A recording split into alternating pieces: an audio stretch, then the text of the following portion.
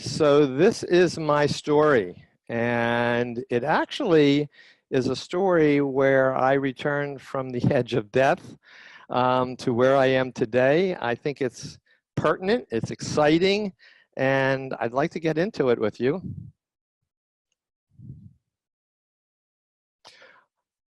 Let's start at the beginning. So way back in 2013, I began to understand and practice a paleo diet and lifestyle. And I actually incorporated it with the periodontal treatment that I was doing for my patients. And amazingly, they were getting quite improved results once I integrated the diet, especially, and the lifestyle changes. And at that time, I was 66 years old. And I was writing about this, I was lecturing about it, I was consulting, actually doing consulting through Skype all around the world, and I was actually treating patients in a clinical environment. And then in 2018, I was actually honored by being invited to speak at Paleo FX in Austin, Texas. And I really considered myself a primer poster boy for seniors, just espousing the benefits of a primal lifestyle diet and its potentially beneficial effects on all kinds of chronic diseases, including periodontal disease, which is what I was treating. So in April of 2018, I was going to Paleo FX in Austin, Texas, and obviously I had to fly from Charleston, South Carolina to Austin. And generally, wherever I go, because my city is not a direct hub, I have to make a connection flight, usually in Atlanta. So I was in Atlanta, and generally when I go to Atlanta or any other airport and I have enough time between connections, I like to walk. So I put my bag on my right shoulder and I walked from Concourse A to Concourse C, where my connecting flight was. And I noticed that when I got to my connecting flight, my shoulder was starting to get rather sore. Nothing ever happened like that, but I wasn't so concerned about it. I went to the meeting, I did my talk, which was exciting and fun, and returned home, and I still had this shoulder soreness right on my right rotator cuff area, and I figured I must have done something, and whatever I did, maybe it would get better. However, from April until August, it really didn't get better. Actually, the pain from my shoulder went to my back, and then it went to my chest, and I could not figure out what was going on. Finally, I succumbed to, realizing somebody else had to take a look at me. So I went to my physician, who I had been seeing for over 30-some years. And so I said to Billy, I've got this problem, it's soreness. He did an exam. He didn't find anything, although he confirmed that my shoulder was hurting, my chest, my back was hurting, my chest was hurting, obviously. And so he took some blood tests, and all the blood tests amazingly came back normal. The normal blood tests came back normal, except he took a C-reactive protein, CRP, which tests for chronic or systemic inflammation, and it was elevated. And that was the only thing that was elevated, and it didn't make sense to me because it usually was very, very low. So then he suggested, let's do an MRI. Maybe we can figure out exactly what's going on. So we did an MRI, and he got the results, and he called me on the phone, and he said, Al, do you want to come in to the office? We'll discuss it, or just discuss it over the phone. I said, of course, Billy, let's talk about it over the phone. How bad could it be? So then he talked about what he saw on the MRI. I had a compression fracture in my vertebra of T4. I had a soft tissue mass that was growing on the side of T6. I had 2 rib fractures, a hairline fracture in my pelvis, innumerable bone lesions like a person that has severe osteoporosis. And he almost chuckled and said, did you get into a fight or did you fall down some stairs? And I said, of course not. What's going on? He said that we needed to get involved with an oncologist. And the oncologist did a whole another battery of tests. He did a CT biopsy on the soft tissue lesion around my vertebra of T6. He did a PET scan. A PET scan is a CT scan that actually injects a radioactive glucose liquid into my vein so that if there are any cancer cells, the glucose would be eaten up by the cancer cells and it would show on this scan. So we would know where the cancer cells were if there were cancer cells. And then a whole other battery of blood tests to identify specific types of cancer cells.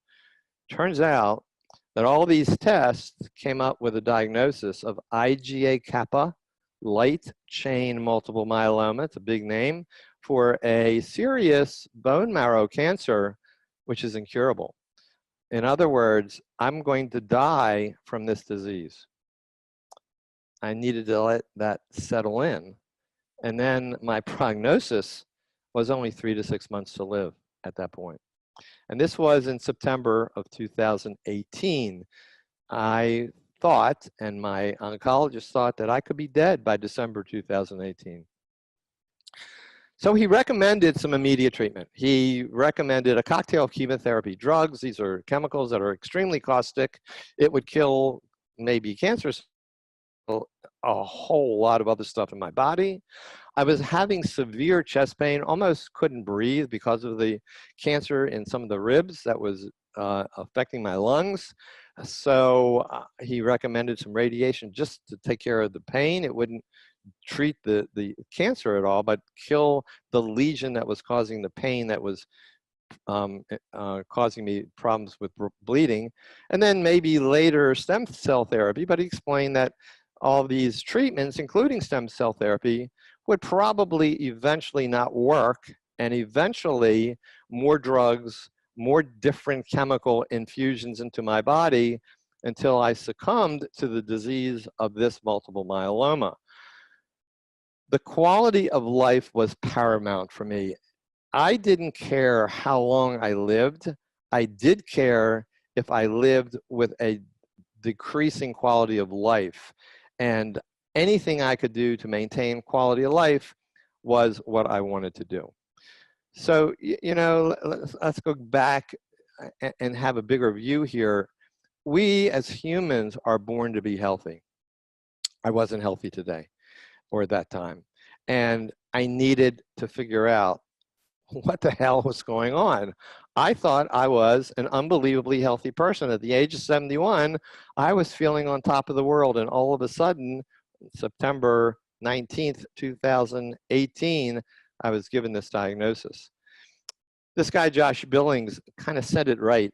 And basically, he said, it ain't so much the things that we don't know that get us in trouble. It's the things we know that just ain't so. So, you know, if you were sitting in an airplane on the tarmac, you have a view of what's going around you, but it's a very limited view. You need to get up over the clouds and get a real good perspective of everything that's going on. And I needed to get a better perspective of what was happening in my body. The immediate treatment plan of caustic chemicals destroying my system, and maybe we could improve it artificially later on, and maybe I would go into remission, but I would still die from this disease, was not something I was comfortable with. So cancer is considered, or by many people, a disease of genetic damage, DNA damage. However, there's much more to cancer than the genes. It's basically epigenetics. Our genes are our blueprint for living in this world, in our body. But epigenetics are actually the combination of everything that goes on in our environment. What we touch, what we get into our body, anything that affects our body outside of our gene pool actually is our genetic or epigenetic environment. And it turns out that things that happen in our environment to us represent 90% of the way genes either express themselves in a positive way or get repressed. So if I had a genetic disposition to cancer, I could repress that gene if I did things correctly epigenetically or changing diet and lifestyle. So the causes of cancer are specifically and primarily diseases of or cancer is a disease of metabolic dysfunction, meaning diet and the way nutrients are actually used by our body, and mitochondrial dysfunction, which actually are the energy or batteries of our cell. You know, if you had a flashlight and you put batteries in the flashlight and you turn the flashlight on, the light obviously would light. And if you kept the light on, eventually it would dim because the batteries were weakened, and eventually the weakened batteries would die and the light would go out. The mitochondria in our cells are like the batteries in a flashlight. Some cells have 200 or 300 mitochondria per cell. Some cells that are very, very active with energy have several thousand mitochondria in their cells. And even if the mitochondria start to weaken for whatever reasons, the cell can still function, but not at its peak performance until the mitochondria literally dies and the cell would die. So cancer is a disease of metabolic dysfunction and mitochondrial dysfunction. Something is damaging the mitochondria. And also, genetic predisposition plays a part, but a very minor part in the development and the progression of cancer. So I realized that, I learned that, and I started to investigate, just for my own information, because I couldn't do anything about it at this point, what could cause my cancer. So cancer is just one malignant cell that doesn't die naturally. Cancer actually is in everybody all the time. We all have malignant cells, but our immune system knows how to either eat it up, or the actual malignant cell gets triggered by certain chemical reactions within it to cause it to die or commit suicide. So cancer normally doesn't spread in our bodies because our immune system stops it or the cancer cell dies. I think I developed my cancer way back when I was in dental school in the early 70s. Interestingly, there was a study that was published in 2014 that looked at a cohort of male dentists, my age group. So it was male dentists aged 55 to 75 compared to the male population of that age group of 55 to 75. And it turned out that male dentists in the 55 to 75 age group had a significantly higher prevalence of cancer, specifically multiple myeloma, than the other age group of the male population. Now, the paper didn't really relate why that was the case, but I looked into my own life in dental school, and here's what I figured out. Low-dose ionizing radiation is definitely a cause of multiple myeloma, which is a malignancy of plasma cells in the bone marrow. Low ionizing radiation is the radiation that is emitted from dental x-ray machines.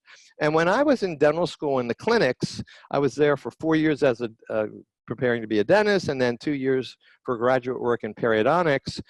I was situated among 4 different dentists. We had little modules, and all 4 of us shared one x-ray machine, and there were about 120 dental students in the dental clinic. So there were many, many areas of x-ray machines in the clinic that were going on and off at various times, and I didn't know that, and I didn't know how well they were controlled or collimated, and I certainly didn't know if I was that protected.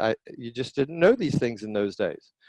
So I think that all of the low-dose ionizing radiation for 6 years maybe triggered one plasma cell to become malignant. In addition, we used free mercury in dentistry. We put free mercury, this wonderful silvery stuff, almost looks like a liquid, but it's a metal, a heavy metal, and we put it in a powder and mixed it up, and we call it dental amalgam. And we placed these in teeth that had tooth decay, and that was a major way to restore a tooth in those days. And unfortunately, it's still done today.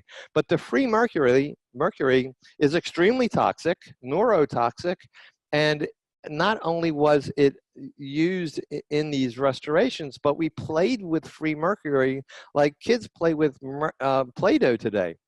And when we had to squeeze the excess mercury from this powdered amalgam that we mixed, we threw the little pellets of mercury on the floor, which vaporized. So the dental school was a sea of toxic material that we didn't realize. So the free mercury and the low dose ionizing radiation that I was exposed to over the continuous period of 6 years, I think stimulated one plasma cell in my body to become malignant.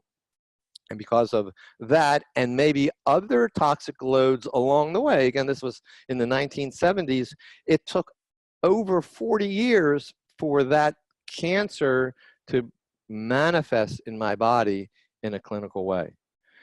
So you know, I was given all of a sudden this diagnosis and prognosis, and I was at a point where I had to make a decision. You know, if you were standing on some railroad tracks and you heard a train coming, what would you do? I needed to decide what I would do.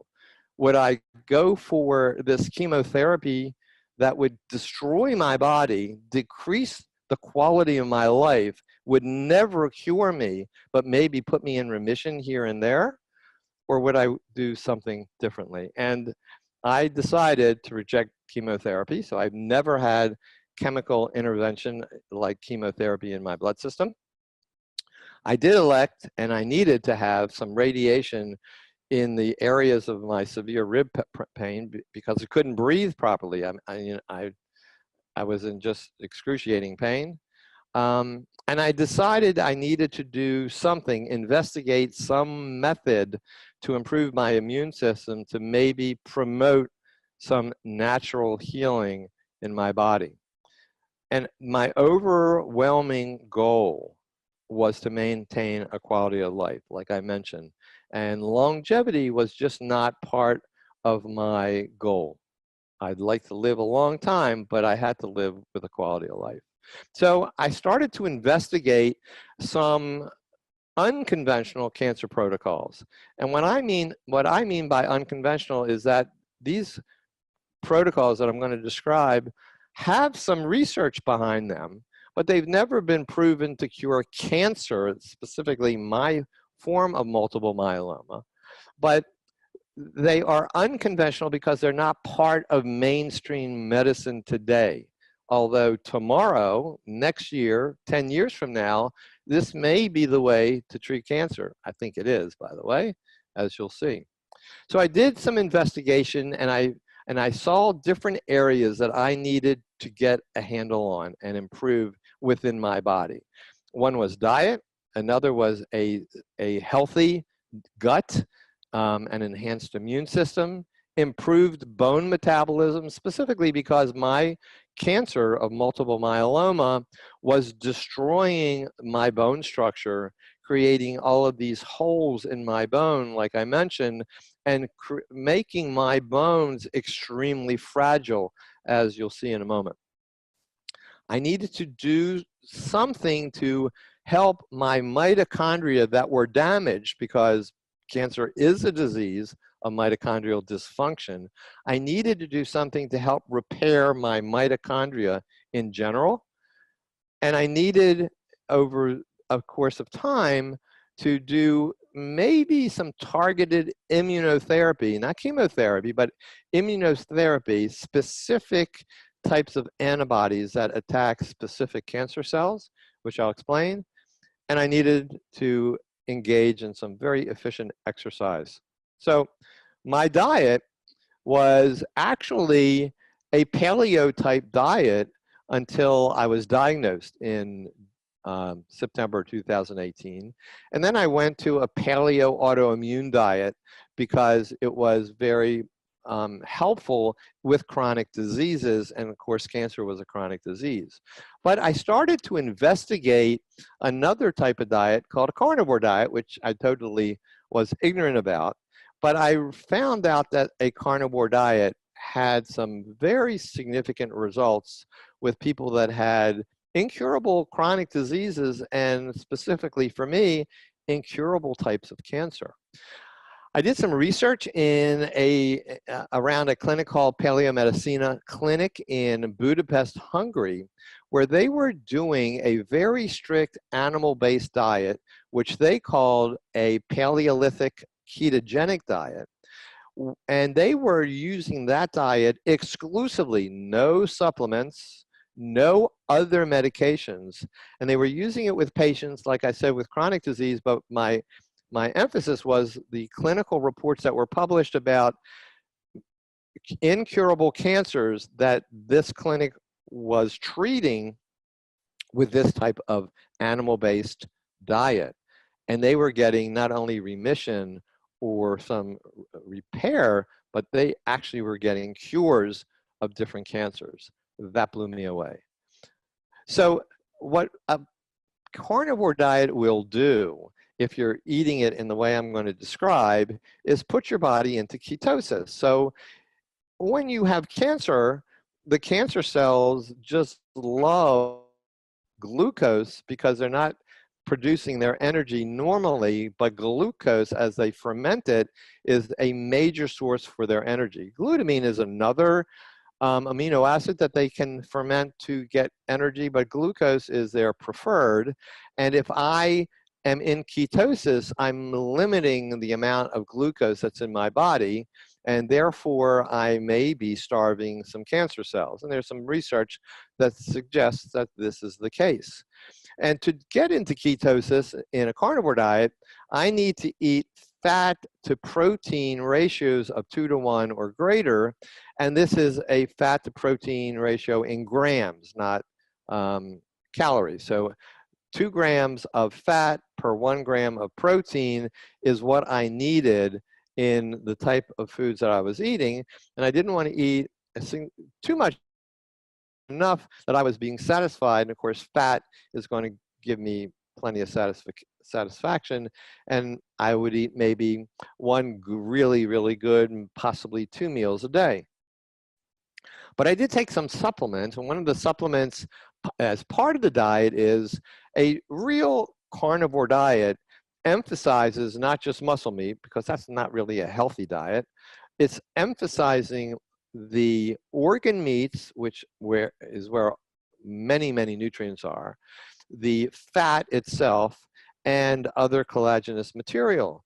But to make sure that I really got what was in the organs, because I wasn't eating organs every day, I also supplemented my diet on a daily basis with desiccated organ complex and desiccated bone marrow.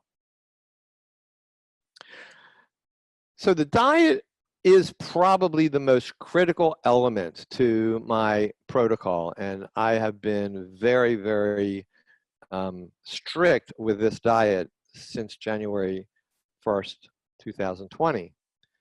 My gut is another critical factor, because the gut microbiome and its epithelial barrier is critical for the immune system, as well as preventing any inflammation systemically. So I needed to be very aware and very responsive to improving my gut microbiome, the mucus layer that actually is between the lumen and the epithelial barrier, or the membrane of the gut.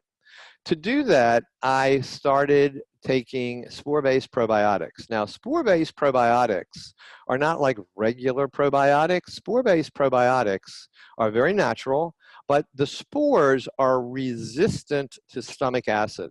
And when you eat the spores and they get through your stomach acid without being harmed, they can get into your intestines and actually germinate. So the spore-based probiotics do 2 things. They germinate, they live, they multiply in your gut, actually enhancing your other commensal bacteria and improving their quantity and quality.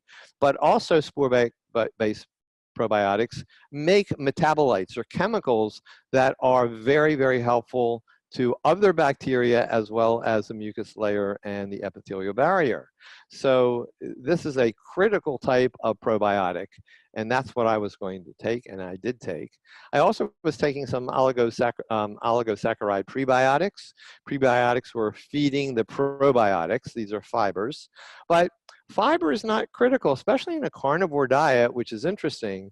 The bacteria in the gut actually can feed off of amino acids and produce the short chain fatty acids that they will produce from fiber. So even if you're not getting fiber from plant foods in a carnivore diet, you're not damaging or compromising the microbiome, because the microbiome can make all the short chain fatty acids that it needs to make from amino acids.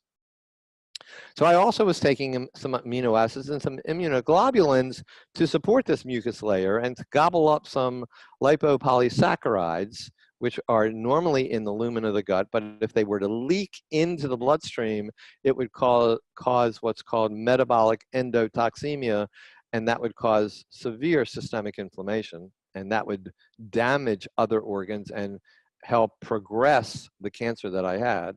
And of course, I needed to make sure my barrier, my epithelial barrier of the gut, was intact. And all of these things were done gut protocol. Then I needed to make sure I had a healthy immune system. Now, a healthy diet and a healthy gut improve the immune system without a doubt. Probably they're the two major reasons why the immune system could be very healthy. But I needed to make sure that I had an ideal adaptive and innate immune system, and I did some other things to enhance that.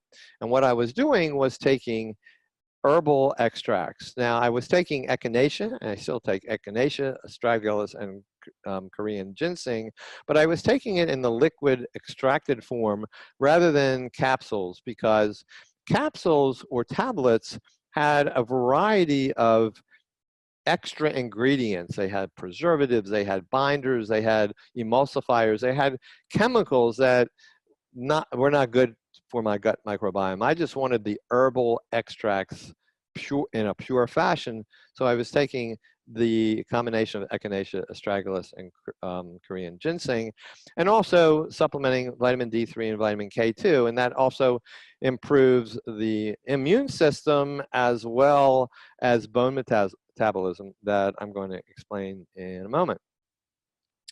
So my bone metabolism was really a critical thing for me to be aware of, because my bones could fracture very easily, and I did have many pathological fractures along the way, as I'll explain. So I was improving my bone metabolism by taking vitamin D3, 10,000 units is what I took. Vitamin K2, a form of which was a form of MK7, anywhere from 320 to 640 micrograms.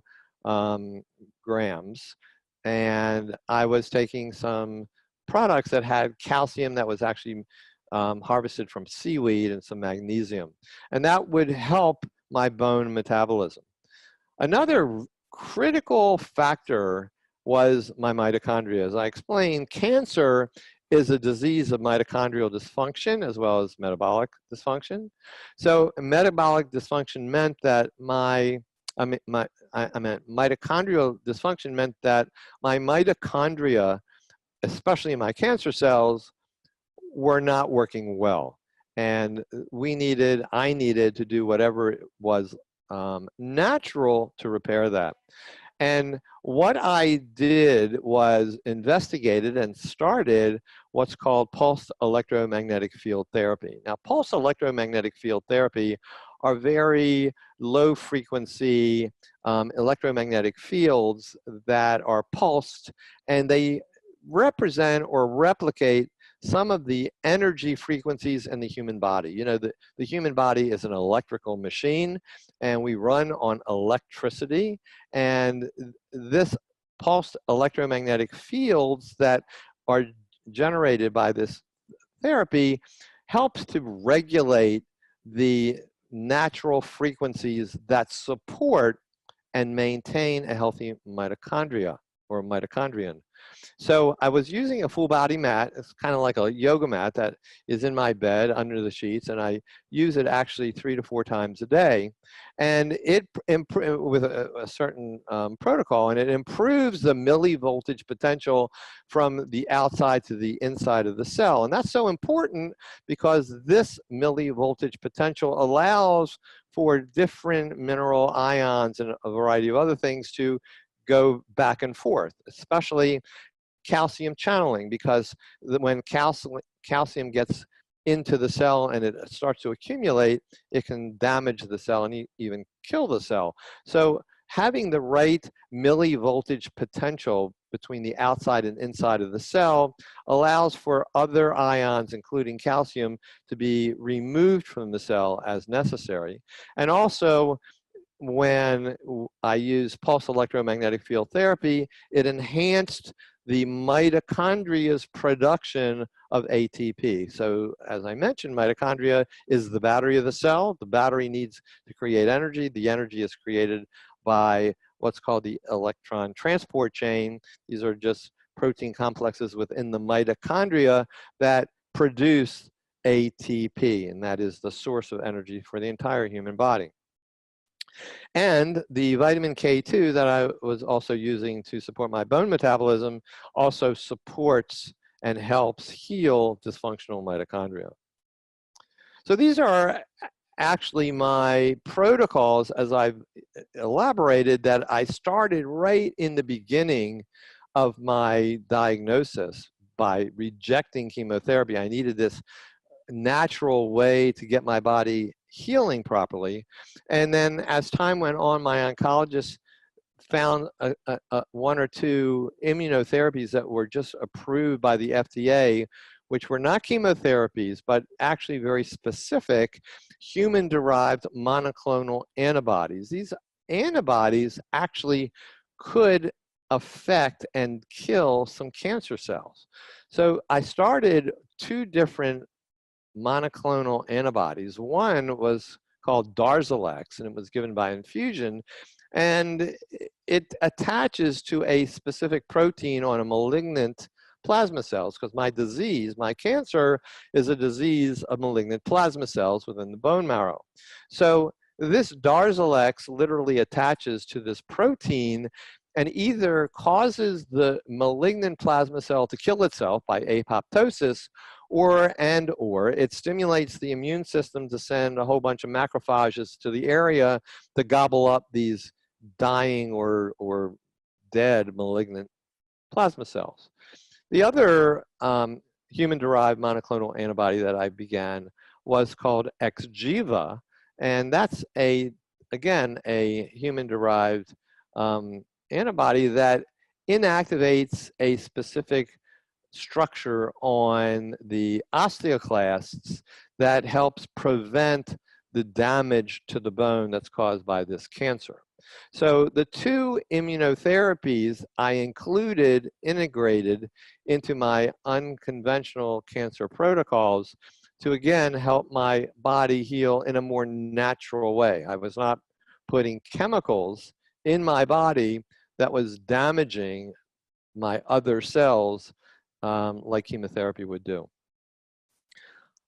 My protocol also included an exercise program. In the beginning, I could only do so much, but it was a progressive program, and I got to the point where I was walking and actually doing stretches with my legs and arms and modified push-ups and squats, but I certainly couldn't do that in the beginning. That just wouldn't work for me. But I had some major setbacks. And along the way, my chemistries were doing quite well, but I never got a handle on the holes in my skeleton. And I never got a handle and didn't really understand what a pathological fracture would be. A pathological fracture is where your weight is too great because the bone is so damaged that your weight or twisting motion could literally fracture a bone. And that's what actually happened. I had, during the course of this progression, I had another vertebra that had a compression fracture around L3, which created some serious pain in the lower back and my legs. I had a fracture on my left femur, the fracture of the lesser trochanter. Just a small part of the femur got broken. But on August 21st, 2019, I had a severe setback. I had a life-threatening setback. I was in my bathroom, brushing and flossing my teeth. Of course, I know how to do that pretty well. And I was standing in front of my sink, and after I flossed, my feet were planted on the floor, and I turned to my left to throw the dental floss away in the trash can. So if you can envision this, my foot, especially my right foot, is planted on the floor. I twisted to the left about 90 degrees, and as soon as that twisting occurred, in that split second, my right femur snapped in half. I collapsed to the floor. When I hit the floor, broke some ribs and split my right humerus in half. I was in excruciating pain. More pain than you can imagine. And whatever you can imagine, just multiply that by 10. I was screaming. My wife came into the room. She called EMS. People came to the house. They got me on a stretcher. They got me to the hospital, and they repaired this right femur, because if they didn't, then it could have fractured or ruptured my the femoral artery, and I could have bled to death. So that was taken care of. They didn't, at that time, take care of my right humerus. Because of all of this, I stopped all my protocols, and I gave up.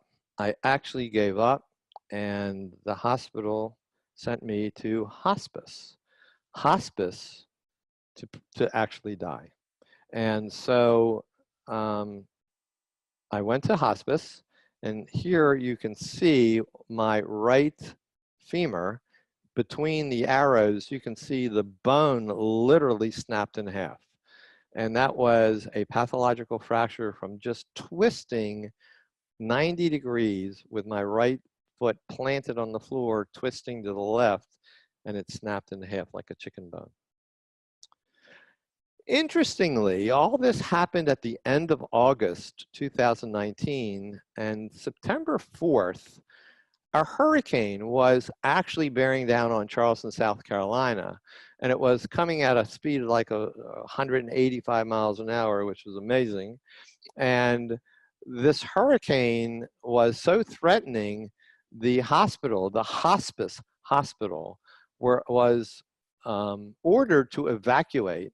They had no place to send me. My wife, who's an RN, scampered to find a hospital bed to get delivered to my home, and they evacuated me to my home. I was still in hospice, at home, and still preparing to die. I was on heavy narcotics, so I was pretty drugged. I had a catheter. I had to use a bedpan. It was so demoralizing the way I was living, but living to die in my home. But all of a sudden, getting home was actually the beginning of a miraculous recovery. My wife, who is amazing, gave me some tough love. She basically showed me that I'm not a victim, that I actually am a survivor. And she helped me change my life around. And by mid-September of 2019, I began to rally. I started back with my unconventional cancer protocols that I mentioned to you previously. My wife got a physical therapist to come into the house to help me get out, sit up in bed, get out of bed, even start walking. I actually got rid of this catheter, which is an amazing experience in of itself, and started to use a bathroom normally. And I began to get around in the house with a walker, and actually I was able to get outside and start walking on my driveway with a walker, and felt much more normal. Today, I was thriving, and from then on, I started thriving. I had excellent energy, except by maybe 7 to 7:30 at night, I started to get really tired, but pretty much good energy, and a very strong immune system. And I think the immune system is definitely the result of my cancer protocols. I'll give you a little story behind this. Maybe 4 months, 3 to 4 months ago, before the COVID situation here in the United States, I was at and seeing my oncologist, because I go to him every 2 to 4 weeks, and he and his um, um, assistant were wearing masks. They had a very severe case of the flu. They were drooling, they were sneezing, their eyes were red, they were in terrible shape. So the two of them were in this little closed room with me. And interestingly, half the staff of the hospital had the flu, and 100% of everybody that works in the hospital had to get the flu vaccine. That's kind of interesting in and of itself, but we're not going to go into that. So they had a severe case of the flu. And because I have theoretically a very compromised immune system because of my disease, I have a disease, a cancer of my plasma cells, which creates antibodies that prevents viruses and bacteria. Therefore, I am susceptible to any and every bacterial and viral infection. So I thought, oh my God, here I am exposed to them, even though they're wearing masks, I'm going to get sick. But I didn't get sick. And this is 3 months ago. So I believe I have a very strong immune system, even though I theoretically have a very weak immune system. And I think my immune system is strong because of my cancer protocols. It includes the carnivore diet, as well as supporting my gut microbiome. I currently take no medications except for a blood pressure medication. I'm on no prescription pain meds. Occasionally I might take an ibuprofen when I need it, but frequently I don't need it. If I take anything, maybe once a week, once every other week. And I walk outside approximately a mile a day, usually every day or every other day at least. And I do body weight exercises at home, you know, albeit modified, but I am doing body exercises with modified squats and modified push-ups. I have limitations. I can't fly in an airplane. That would be impossible for me. I have trouble driving in a car long distances because my legs and hips start to get really uncomfortable. I have pain every day, but it's tolerable. And like I said, I don't usually have to take medicine for it. I have a compromised right arm because, like I mentioned, I had my right humerus fractured when I fell in August of 2019 in my bathroom. They never said it because they sent me to hospice to die. So I was ready to die, so they didn't set my right arm. And here's what my right arm looks like today. If you look at it, this is my right arm, the right humerus. If you look at the bone and you see these big dark areas in my bone, those are the holes, the numerous lytic lesions. But if you look at the right arrow, it's pointing to what looks like another elbow. Actually, this is the fracture in my right humerus as of today, with healing around it from a callus. So my healing actually is pretty good. And if I had my arm set at the same time as my femur was set, it would be a normal humerus, but right now it's not. So I have some limitation, but interestingly, I can get around with it pretty well. So time goes by, I'm doing very well, and around May, I see my oncologist and he says, you know, it would be very interesting and helpful if we got a new PET scan to see where we are with your bone cancer cells. So I had a PET scan when I was diagnosed in September of 2018, which showed many, many areas of bone cancer throughout my bone tissues and soft tissues throughout my body. And then when I had another PET scan in June, it showed the same thing. Not much progression, but certainly no remission. And Then May 8th, I had this third PET scan. So I have the PET scan. It's from head to toe. You go into a little machine and they do what they have to do. And from the tip of my head to the tip of my toes, they scan my entire body. They injected me, of course, like I mentioned, with radioactive glucose. So if there was any cancer cells, the scan would show, it would literally light up in different areas where the cancer cells were. So my oncologist calls me, and he calls me the night of the scan. So the scan is May 8th, a Friday morning. He calls me Friday night. Like I said, it's a total body scan, 21 months after my diagnosis. And he says, Al, make sure your wife gets on the speakerphone. And I said, sure. And he starts telling me, reading me the results of the PET scan. And basically, the radiologist said that there was no evidence of any active cancer cells throughout my entire skeleton. Now, that's a major statement here. I had him repeat it several times so that I made sure that I understood him correctly.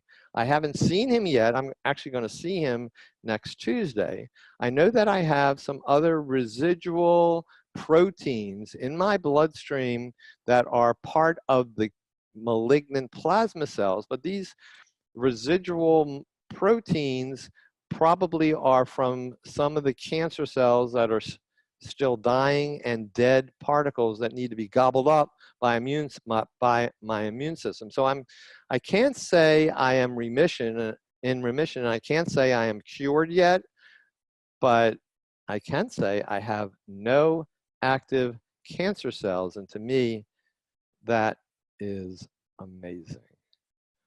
So basically, my cancer protocols, I believe, my unconventional cancer protocols supported my body in a natural way to heal and get my body to the point where it is. I cannot tell you that any one thing turned the corner. I certainly can tell you that the research of the carnivore diet supports not only remission but cures for cancer in Paleomedicina Clinic in Budapest, Hungary. I know that diet in general has a lot to do with cancer. And I know that a healthy gut has a tremendous amount to do with cancer as well as a healthy immune system. So all of the things that I have said and been doing since September 2018, which I've tweaked quite a bit, I change it as I see fit and I learn more, I believe that this has helped my body to really become extremely healthy. And most of the things that I have done with my cancer protocols, anybody and everybody should be doing to enhance their immune system to make it effective in healing other potential infections and preventing chronic diseases. So my cancer protocols are available. I have it on a PDF. And if anybody is interested in a copy of it, if you just go to my website, drdanenberg.com, under contact, you can send me a little message through my website, or you can email me directly, al@drdanenberg.com. Just ask me for the PDF. I'll send it on to you. It goes into all the details of what I do, what I take as far as supplements, how I eat my carnivore diet, what I actually buy from the stores, and what my diet on a daily basis looks like, the supplements that I take for my gut, my immune system, everything is detailed, where I got my pulse electromagnetic field mat and how I use it on a daily basis. All of this is detailed, and it is for your use and sharing it for anybody and everybody. Unfortunately, I can't take any questions because this is not a live performance, but if you have any questions and you really want some answers, again, go to my website and go to contact, write your questions. I will answer anybody and everybody, or just email me directly at al@drdanenberg.com. And I appreciate you giving me the opportunity to share this this life-changing story for me. Thank you.